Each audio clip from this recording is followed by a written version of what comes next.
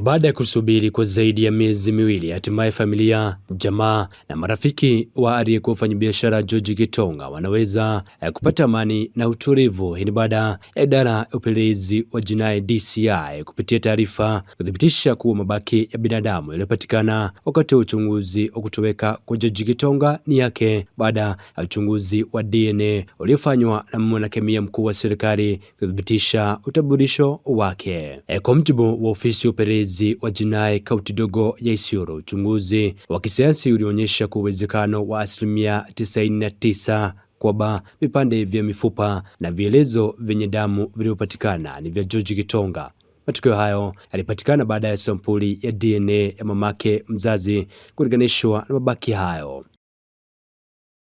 Polisi wanasema mabaki hayo yanahifadhiwa katika chumba cha kuhifadhi maiti cha hospitali ya rufaa ya Isiolo na yako tayari kukabidhiwa kwa familia kwa ajili ya mazishi. Itakumbukwa kuwa George Gitonga aliripotiwa kutoweka katika kituo cha polisi cha Isiolo mnamo Mei 15, jambo ambalo ilipelekea maandamano makubwa mjini Isiolo, wakazi wakitaka serikali kusaidia kumtafuta wakati huo.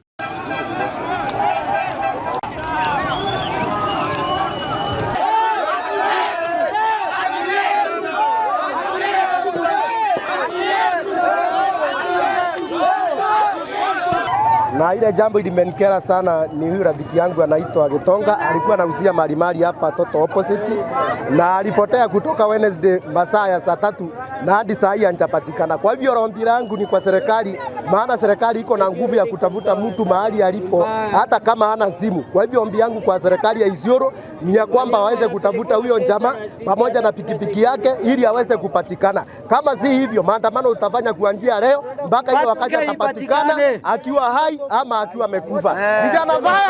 Vijana baya! Baya! Kwa leo tunazungumzia jamaa wetu huyu anaitwa Francis Gitonga. Mimi nitaelezea leo. Kulikuwa Thursday jioni, Francis Gitonga alikuwa ile stage, alibeba customer wawili, hao customer aliwabeba na akaenda na jarundi, na mpaka saa hii tunataka Gitonga arundi, na tumeandamana, tunaenda, hakuna mali tunaenda kwa serikali tusikizwe. Sasa kijana wetu arudi ambaye amekuwa hapa ukibanda. Isiolo fire! Fire! Youth fire! Fire! Tuungane pamoja, kijana arudi na tupate haki hapa Isiolo. Tunasema tuko pamoja. Kijana wetu arudi. Kabisa.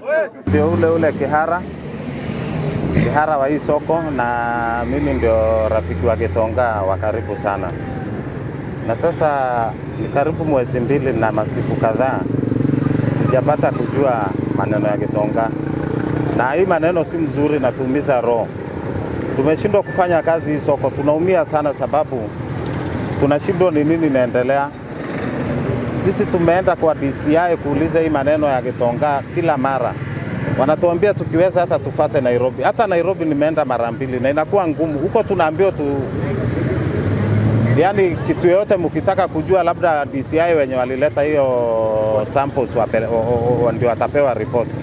Tukirudi hapa wanatuambia wana uwezo. Sasa uwezo iko kwa nani?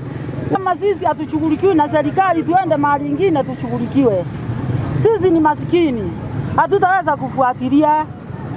Ama kama niongo wanataka watu waambia, tutachangisha na kitabu kabisa, tupate pesa ndio tupate justice ya Gitonga. Tafadhalini serikali tunawasihi. The prolonged delay in communicating DNA findings has caused immense pain and uncertainty to the family, friends and those seeking the truth. Matukio ya DNA yanayokuja baada ya marafiki wake kulalamika kucheleweshwa kwa matukio hayo yalithibitisha rasmi utambulisho wake, akikomesha miezi kadhaa ya sintofahamu kwa familia yake, huku uchunguzi kuhusu mazingira ya kifo chake ukiendelea. Kesi hiyo sasa itaendelea kupitia uchunguzi wa mahakama, yani public inquest, ili kubaini mazingira na chanzo cha kifo chake. Tupo risoti za Gitonga, tujue kama ni yeye, tupumzishe.